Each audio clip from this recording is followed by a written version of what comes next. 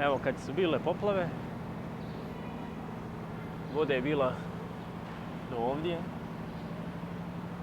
što znači da je bilo puno više nego što sam ja. To je bio maksimalni vodostaj tih dana kada je bilo najgore ovdje.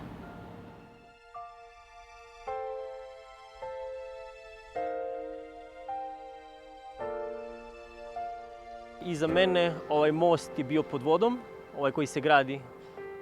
To je sve bilo pod vodom, onaj mali otok je bio kompletno pokriven.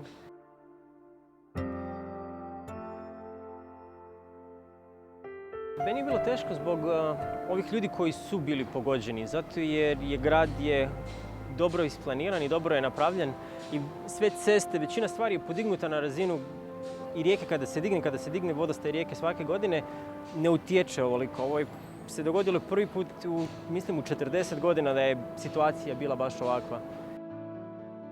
Nije mi bilo svejedno. Plan se je rodio uz put.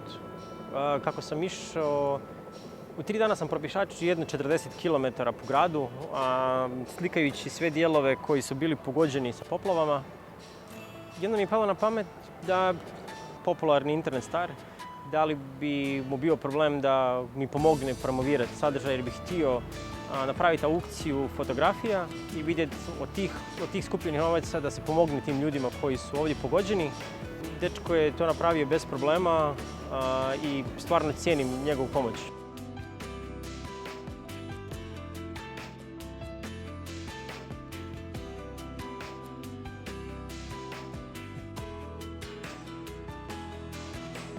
I tu sam nastavio razmišljati koji bi još mogli biti načini da se nešto napravi. Jer meni nije problem bio biti do koljena u blatu.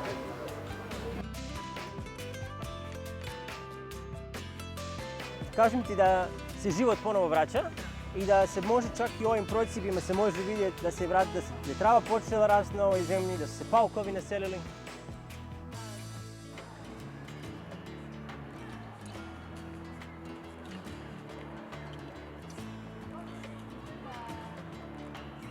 A beba je već bila vani, ona je imala, mislim da je imala 3 ili 4 dana imala kad sam joj rekao ideju i ona i njeni roditelji su to podržali u potpunosti, a kada su vidjeli fotografije i to što sam uspio napraviti ovdje, bili su još ponosniji na to što sam išao napraviti.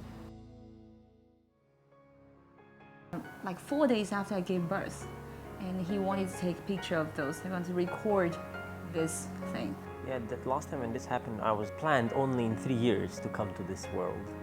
So I'm 37, so this happened 40 years ago. It means that I wasn't here yet. So I hope this doesn't happen again. And I thought it was important to have something that happens very rarely and put a memory to it. He has the love for this city already, after being here for years. And when this thing happened to the city, he wants to show to people, present it to people here and abroad, and through his eyes, like how he sees it, like before and after. It's not just about when it happened, and especially how we clean it up, how we get back to normal life that soon. This is what he wants to show, especially to the outside of the world. U kineskom gradu Chongqingu.